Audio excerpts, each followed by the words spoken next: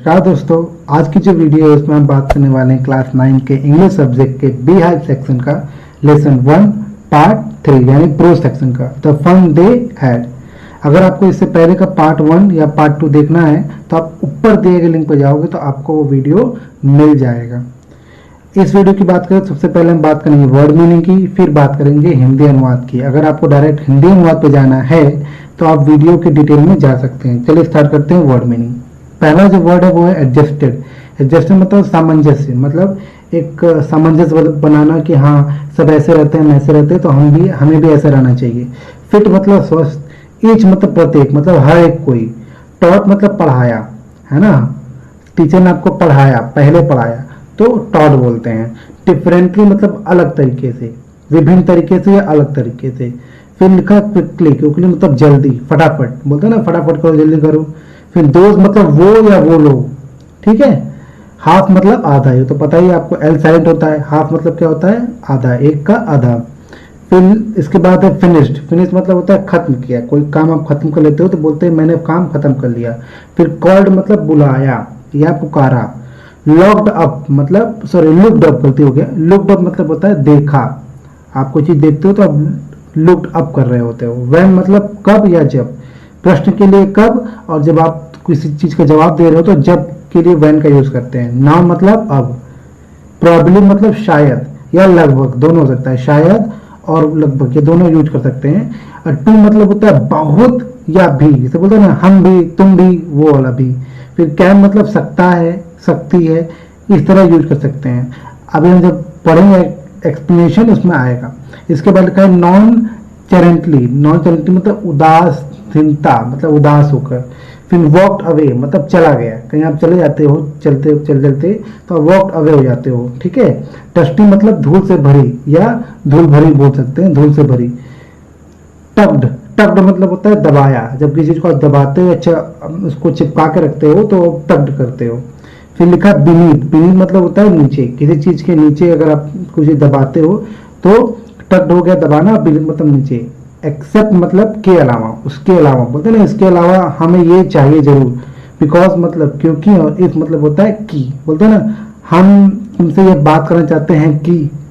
वैसे रेगुलर मतलब क्या होता है, समानतः, मतलब कि समानतः मैं तुमसे दूर रहना चाहता हूँ, इस तरह के सेंटेंस हम यूज करते हैं। लेट अप मतलब जला हुआ। अर्थमेटिक मतलब करती है, जिसमें प्लस माइनस डिवाइड मल्टीप्लाई चीजें आती हैं। एडिशन जोड़। फ्रैक्शन भाग, जो हम भाग करते हैं, आपको पता ही होगा, मैथ पढ़ते हो आप तो। इंसर्ट मतलब डालना, किसी चीज को अंदर डालना। प्रॉपर स्लॉट, प्रॉपर मतलब एकदम सही, और स्लॉट मतलब स्थान, ठीक। फिर इसके बाद क्या लिखा, डिड। डिड मतलब क्या होता है, किया, है ना। ये हेल्पिंग वर्ब नहीं है, ये मेन वर्ब के रूप में यूज हो रहा है। डू का सेकंड फॉर्म, इसको बोलते हैं डिड, मतलब इसने ये काम किया, ही डिड दिस वर्क, ऐसे। फिर इसके बाद जो वर्ड है वो है सहाय। सहाय मतलब होता है आह भरना, ऐसे आह भर के आप बोलते हो ना, अरे ये हो गया, अरे वो हो गया, वैसे। थिंकिंग मतलब सोचना, आप लोग सोच रहे हो तो उसको हम थिंकिंग कहते हैं। अबाउट मतलब किसी के बारे में या के बारे में। होल मतलब पूरा, मतलब सब कुछ, पूरा। नेबरहुड मतलब पड़ोस, आस पड़ोस जिसे बोलते हैं ना, आस पड़ोस के लोग या आस पड़ोस, उसको नेबरहुड कहते हैं। के मतलब आया या आई, फीमेल है तो आई और मेल है तो आया। लाफिंग मतलब हंसते हुए, हंस रहा है ये भी हो सकता है, हंसते हुए दोनों हो सकता है। और शाउटिंग मतलब चिल्लाना, हम चिल्लाते हैं, चिल्लाते हुए भी हो सकता है, और चिल्ला रहा है ये दोनों हो सकता है। फिर लिखा है स्कूल यार्ड। स्कूल मतलब होता है विद्यालय, यार्ड मतलब होता है आंगन, तो विद्यालय का आंगन जिसमें हम प्रेयर करते हैं, जिसमें हम खेलते हैं, उसको विद्यालय का आंगन कह सकते हैं। सिटिंग मतलब बैठ कर या बैठते हुए, ठीक है, दोनों कह सकते हैं। टुगेदर मतलब साथ में, एक साथ जिसे बोलते हैं हम लोग। एंड मतलब इसको इंड नहीं पढ़ते हैं, इसको एंड पढ़ते हैं, इसका मतलब होता है अंत या अंत में। इसको फिर लिखा है लर्न। लर्न मतलब होता है सीखा, जब सीख लेते हो तो बोलते हो लर्न। फिर लिखा है वन अनदर, एक दूसरे या एक दूसरे जैसे। होमवर्क गृह कार्य तो पता ही है। टॉक मतलब होता है बात करना। फिर इसके बाद जो वर्ड है वो है अबाउट। अबाउट मतलब पहले हम देख चुके हैं के बारे में। पीपल मतलब लोग। फ्लैशिंग मतलब चमकना, जैसे सबके मोबाइल में टॉर्च होता है उसको फ्लैश करता है, वो चमकता है, तो फ्लैशिंग चमकना। ऐड मतलब जोड़ना। फ्रैक्शन मतलब भागे, पहले देख चुके हैं हम। हाउ मतलब कैसे, मतलब ना ये कैसे हो गया, है ना, तो हाउ यूज करते हैं, हाउ दिस हैपन। मस्ट मतलब जरूर, बोलते हैं ना ये काम आपको जरूर से जरूर करना है, तो हम उसके लिए इंग्लिश में मस्ट वर्ड यूज करते हैं। लव्ड मतलब प्यार करता था या प्यार किया, दोनों हो सकता है, ठीक है। प्यार करता था, करती थी, ऐसे यूज कर सकते हैं, या प्यार किया, दोनों के लिए इसका यूज किया जा सकता है। अब इसके बाद जो वर्ड मीनिंग है वो है ओल्ड एज, मतलब पुराने दिन, होता है ना, पुराने दिन कैसे थे, बहुत अच्छे होते थे, हम लोग स्कूल का टेंशन नहीं होती थी वैसे।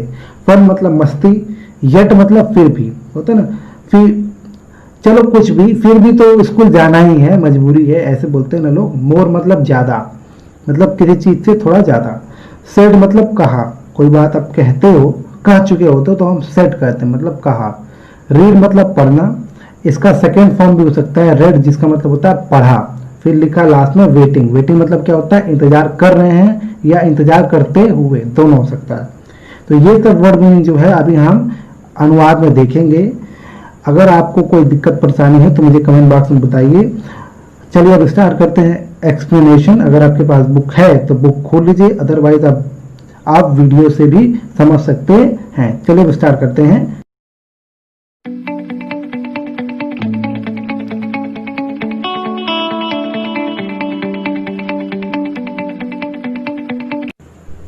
तो फ्रेंड्स अब हम यहाँ से 7th पैराग्राफ स्टार्ट करने जा रहे हैं।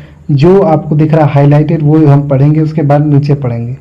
ये जो पैराग्राफ है इसका वर्ड मीनिंग मैंने नहीं बताया है अभी, मतलब पहले नहीं बताया है, अभी मैं बताने जा रहा हूँ। तो अगर आपको कुछ नोट करना है तो आप नोट कर लीजिएगा। लिखा a man isn't smart enough. ये मार्जी और टॉमी के बीच में जो बहस चल रही थी उसके आगे कहानी है कि मार्जी बोल रही कि वो इंसान जो होता है वो ज़्यादा तेज नहीं होता, ठीक है। श्योर ही इज, पक्का वह है। My father knows as much as my teacher, ठीक है। तो ये एक तरीके से बोल रहा है, कौन बोल रहा है, ये टॉमी बोल रहा है कि मेरे पिता उतना जानते हैं जितना, एज मच एज मतलब जितना मेरे टीचर जानते हैं, ठीक है। फिर जवाब आ रहा है he knows almost as much, वो भी उतना ही जानते होंगे, वो भी इतना ही जानते होंगे। आई बेचा, बेचा मतलब होता है यहाँ मैं कंफर्म बोल रहा हूँ, मैं पक्का कर रहा हूँ, है ना।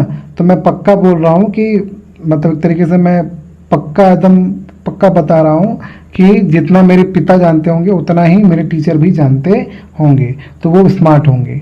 अब लिखे Margie wasn't prepare to dispute that. Dispute मतलब होता है एक तरीके से झगड़ा करना, बातों का झगड़ा, मुंह से झगड़ा करना, है ना।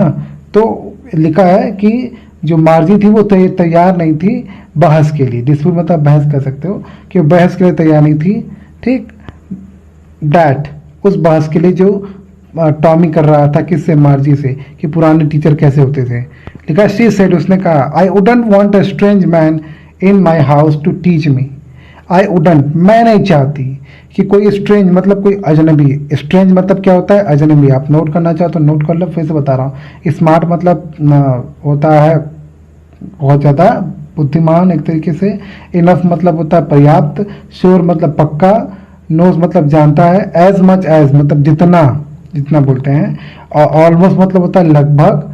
मच एज मच मतलब जितना, लगभग जितना, ऐसे इसको बोलेंगे। बेचा जो BETCH लिखा है, बेचा मतलब कंफर्म, पक्का। फिर लिखा है प्रिपेयर्ड, प्रिपेयर्ड मतलब होता है तैयार, है ना, तैयार। और डिस्प्यूट मतलब वही बहस एक तरीके से, मतभेद या बहस। फिर लिखा है I wouldn't want a strange man in my house to teach me. Margie सोचती चलो बहस खत्म करते हैं, मैं एक लाइन बोल के निकलती हूँ।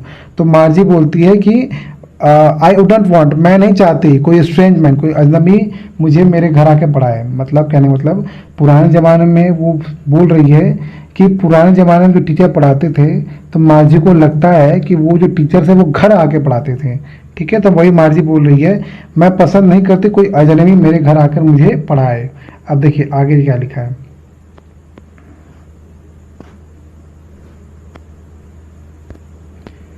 Tommy screamed with laughter. Scream मतलब वो एक तरीके से चिल्लाया, हंसकर चिल्लाया, यानी कि वो सिंपल हंसा, जोर जोर से हंसा कह सकते हो, ठीक है। वो जोर जोर से हंसा। स्क्रीम मतलब होता है चिल्लाना या बहुत तेज चीखना, ठीक है, बहुत तेज चीखना या चिल्लाना। तो वो खुशी से चिल्लाया। यू डोंट नो मच मार्जी, तुम ज़्यादा कुछ नहीं जानती मार्जी, तुम ज़्यादा कुछ नहीं जानती मार्जी। ये किसने बोला, टॉमी ने। The teachers didn't live in the house. Teacher school मतलब घर पर नहीं रहते थे। वो जो बोलना मार्जी जो कह रही थी घर पे आके पढ़ाएंगे, तो वही जवाब दे रहा है टॉमी कि वो जो टीचर थे वो घर पे नहीं रहते थे। They had a special building, उनका खुद का एक स्पेशल बिल्डिंग होता था, स्पेशल एक तरीके से मकान होता था। And all the kids went there, और सभी बच्चे वहाँ पर जाते थे। मतलब ये स्कूल की बात कर रहा है कि स्कूल अलग से होता था, वहाँ सभी बच्चे जाते थे और वहाँ टीचर पढ़ाते थे, घर आके नहीं पढ़ाते थे। अब देखो आगे क्या लिखा है।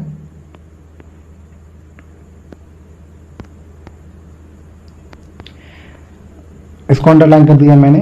लिखा है and all the kids learn the same thing. ये क्वेश्चन पूछ रही है मार्जी, क्या सभी बच्चे एक ही चीज पढ़ते थे? ये कौन पूछ रही है? मार्जी। जब मार्जी को पता चलता है कि भाई अलग से बिल्डिंग थी और वहाँ बच्चे ज़्यादा थे पढ़ने, तो वो मार्जी पूछ रही है and all the kids learn the same thing, सभी बच्चे मतलब एक ही चीज़ पढ़ते थे। अब आंसर आ रहा है, टॉमी आंसर दे रहा है, श्योर पक्का, if they were the same age, हाँ हाँ पक्का, यदि, इफ मतलब होता है यदि, यदि वो सब सेम मतलब बराबर एज के हों। ये सिंपल है, अगर आप क्लास 9 में पढ़ रहे हो, देखते हो आपकी जो एज नॉर्मली होती है वो आपके क्लासमेट के लगभग बराबर